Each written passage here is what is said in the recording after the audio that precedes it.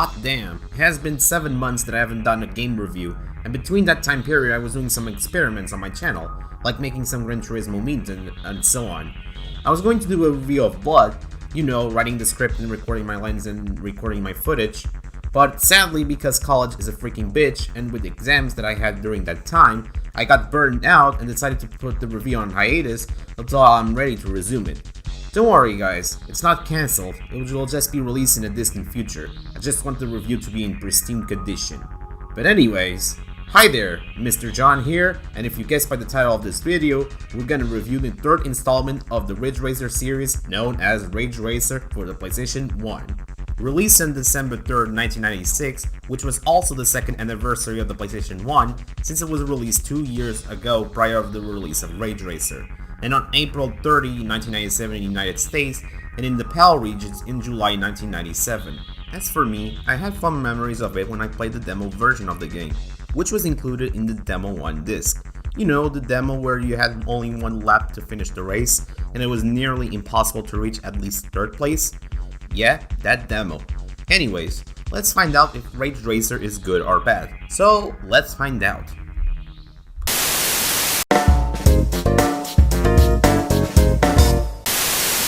When you boot up the game, right off the bat, Ridge Racer has a full motion video intro, making the first Ridge Racer game to ever have a full motion video intro. You might say that Ridge Racer Revolution had FMV, but only for the Namco logo. And I gotta say, the Ridge Racer FMV looks pretty good, even to this day. The music, the visuals, they look fantastic. This intro also marks the first appearance of Ridge Racer's mascot Reiko Nagase, and I use first in quotations because believe it or not, Reiko Nagase didn't make her appearance in Ridge Racer. Rave Racer, which was only released in the arcades 1 year before the release of the game, is where she made her first appearance in the franchise. Just letting you know. Anyways, after this awesome intro, we do actually have a premise making the first Ridge Racer game having some sort of story. Instead of telling you the premise, I'll just let this lady explain it. Take it away. Ridge Racer. The deep, primitive, roaring exhaust notes titillate the base instincts of those who become known as Rage Racers. No one knows how the race started, or how the contestants became known as Rage Racers. Contestants dangerously living on the edge. Those who live for the moment and love the heady perfume of nitro, smoked rubber, and hot asphalt. Meeting together for one purpose, to be the best there is. The ultimate, the number one, Rage Racer.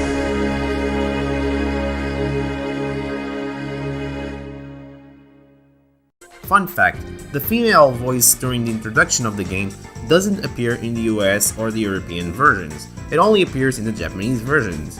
Which I always wondered why they did omit the voice in the US and European versions. Maybe time constraints? Who knows? So what about the gameplay? How good is it actually?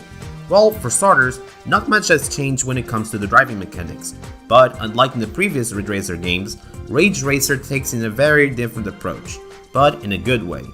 Rather than starting with 4 cars you can choose from, you can only start with 1 car. However, there is a twist. You can now earn cash by winning races so that you can buy new cars, but not only that, but you can also upgrade your own cars, which is actually pretty rewarding as you upgrade your car. It becomes more faster than ever before, but also gains new body kits that look pretty badass if you ask me. For example, the Gnade Esperanza, its class 1 form is pretty basic to say the least, but once it reaches class 5, it becomes a whole different beast.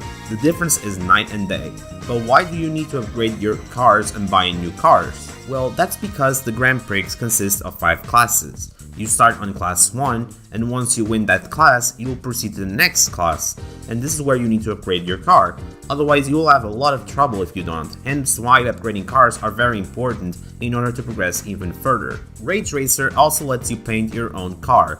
Each car has 2 body colors, one for the color of the body of your car and one for the decals. There's 18 colors in total. This makes Ridge Racer the first game in the franchise to have the ability to change the color of your car. so that's pretty cool. Not only that, but you can also change your team name, which is pretty nice, and also the ability to add logos and create your own logo. Sure, it's primitive nowadays, like the number of colors to use is pretty limited, but back in the day, it was pretty innovative at the time, and I dare to say that this feature was pretty ahead of its time. There's also the ability to change the behavior of your tires. If you set to grip, it will be much harder to drift, whereas setting to drift, it will be easier to drift. As for the controls, there isn't much else to talk about it. As I said in the previous Ridge Racer videos, the controls are great. Same thing with Ridge Racer, but this time around, the drifting mechanics have been improved and the controls are much tighter than before. It's much easier to drift than in the previous games. Not to say that drifting mechanics in the previous games were bad, but you get the idea. So other than that, there isn't much else to talk about it, so let's move on. Ridge Racer has a nice collection of cars. This time around, rather than being cars based on other Namco arcade titles, Ridge Racer has fictional manufacturers which became a staple in the franchise. There's 4 manufacturers in this game. AG, a French company whose cars excel at handling and grip,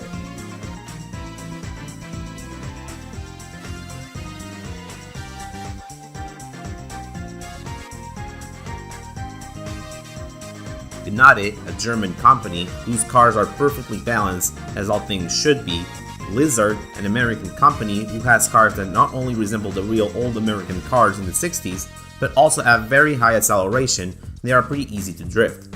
And last but not least, we have the mighty Assoluto, an Italian manufacturer who they only care about speed and nothing else. The car design in Ridge Racer was pretty amazing at the time. There was a lot of diversity ranging from exotic cars, old American cars, to French hatchbacks. Hell, there's even a truck in this game, a truck of all things. One thing that I have to talk about the cars is that some cars can only be used using the manual transmission. I myself am not a big fan of manual transmission in racing games, except for a few occasions like in the drag races in Need for Speed Underground and Most Wanted. In this game, if you want to be the very best, like no one ever was, then you need to get used to sticking to the manual transmission.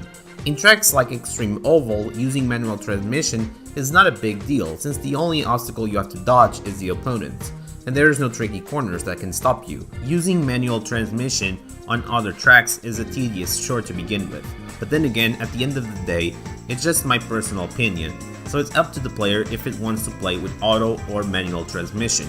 And if you're a fan of manual transmission, then more power to you, but for me, I find it very hard to use it, especially on tricky tracks like Overpass City and Lakeside Gate, where they have pretty tricky corners that you need to master, and one mistake can cost you the race, which is amplified when using the manual transmission, at least in my opinion. Ridge Racer has only 4 tracks, and while that number may be pretty low, even for 1997 standards, the quality of these tracks is top notch, but also pretty different from the previous Ridge Racer games, and they are much longer than ever before, except for Extreme Oval, but we'll get to that later. What makes these tracks so unique is that a certain car is required in order to win the race. For instance, AG cars are great on the Lakeside Gate track since that course has a lot of tricky corners, and given that H cars excel at high handling, that will make that track a piece of cake to win. As for the Extreme Oval, it is impossible to win without using an Assoluto car, as speed is pretty important for that track, and using the other cars, you're guaranteed to lose no matter what, how good you are. But if you're brave enough and lucky enough to beat the Extreme Oval without an Assoluto car, you sir deserve $10 million fucking dollars. As for the track themselves, like I said before, there's 4 tracks: Mythical Coast, Overpass City, Lakeside Gate, and the Extreme Oval. Mythical Coast is a very easy track.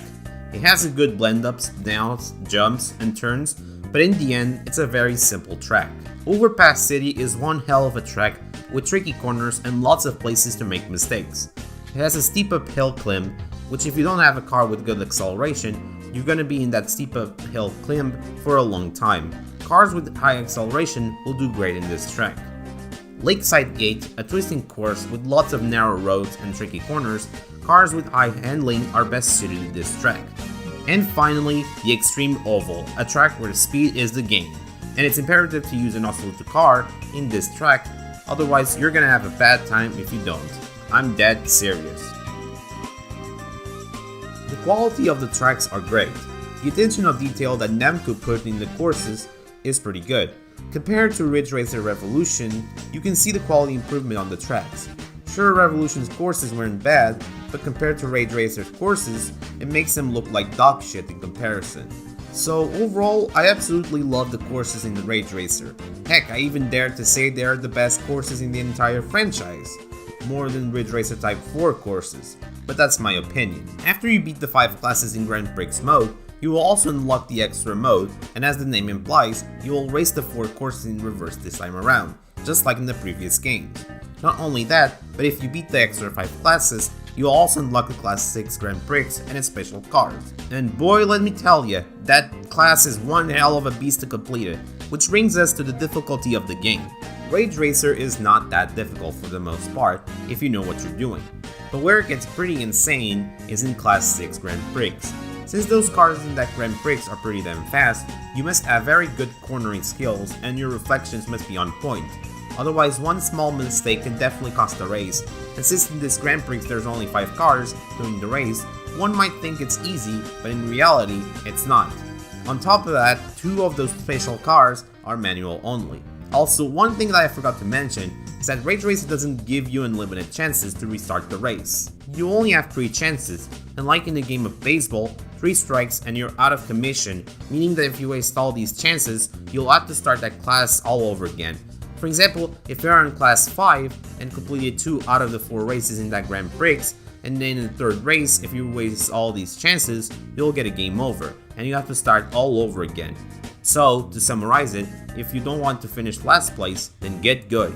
And when you win that Class 6 Grand Prix and getting all the trophies, the title screen will become gold, and which is pretty good to see, and what a delightful accomplishment.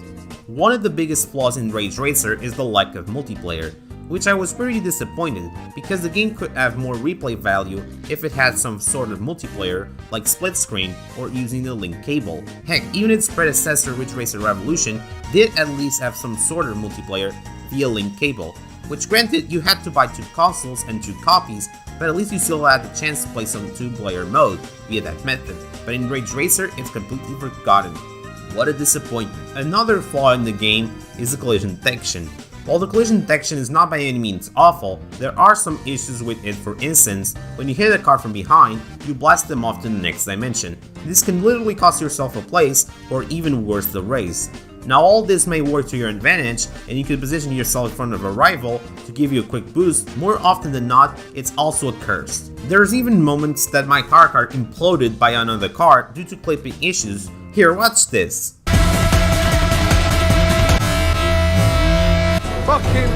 It's not as bad when you play in the first person view, but when you play in the third person view, you cannot unsee that. Nevertheless, despite these flaws, the pros outweigh the cons in this game, so let's talk about the graphics.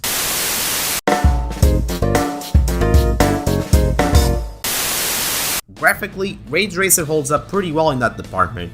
It runs smooth, there is much detail on everything, and as I said before, there's much more detail on the tracks than in Ridge Racer Revolution. They are much more realistic than ever before.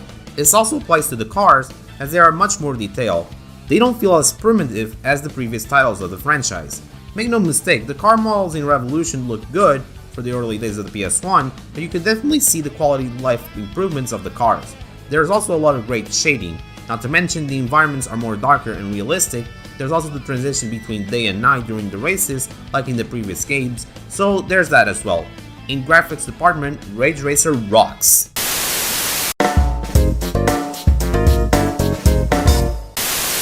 The music in Ridge Racer is definitely top notch.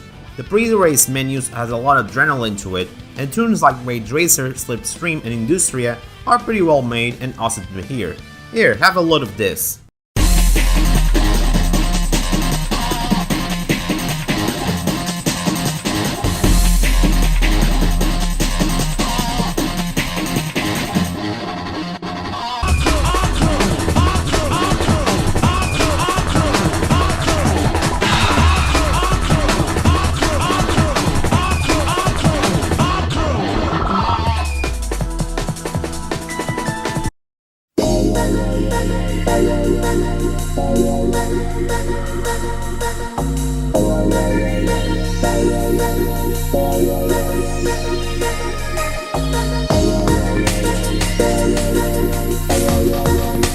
soundtrack was composed by both Tetsukazu Nakanishi and Hiroshi Okubo. The latter also produced some of the music in the previous Ridge Racer games. And I gotta say that the soundtrack in Ridge Racer is actually, in my opinion, the best in the franchise. The previous games had pretty dope soundtrack, but Ridge Racer takes that good stuff to a whole new level. Ridge Racer Type 4 soundtrack was for me kinda forgettable. It's by no means awful, it was good in its own right, but it just wasn't as memorable or fantastic as the soundtrack of Ridge Racer. The soundtrack had a lot of diversity, ranging from 90s electronica to drum and bass. There's even 11 musics to choose from before the race, but an extra one is unlocked once you beat the game. You can also hear these songs via the options menu when you choose the option music player. It's not just the soundtrack that was great, the sound effects have been improved, especially the car sounds. Now, the cars don't sound the same as they have different engine sounds. One minor nitpick that I had with Revolution is that the engine sounds of the cars were primitive, and I still wish it had variety, but with Ridge Racer they put more effort with the sound effects. For instance, the Lizard Bayonet sounds like a vacuum cleaner, which is hilarious to hear, the Lizard Hijack sounds like a 900 horsepower tuned muscle car, and of course the Absolute Squalodon sounds like a demonic F1 car. Just listen.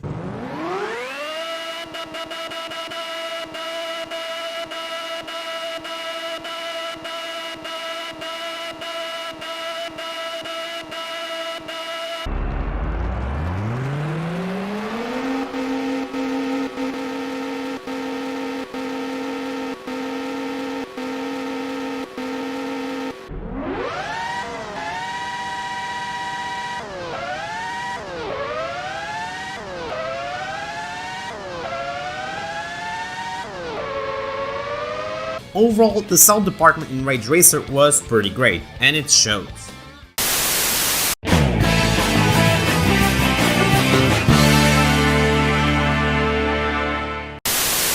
In conclusion, Ridge Racer was, and still to this day, pretty good.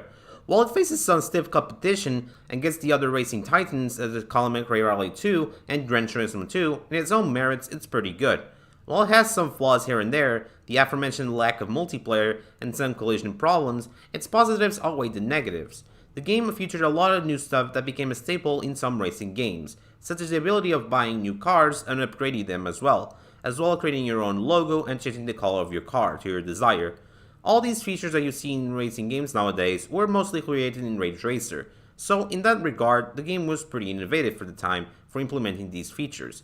The game was very well received and sold pretty well, although it was kinda criticized for almost being too similar to its predecessors, which I kinda disagree since the game has more depth than its predecessors, and it was more redefined, with tighter controls and better sense of speed. At the end of the day, Ridge Racer is one hell of a fun game to play, and it shows that Namco has achieved a big hat trick for the Ridge Racer franchise.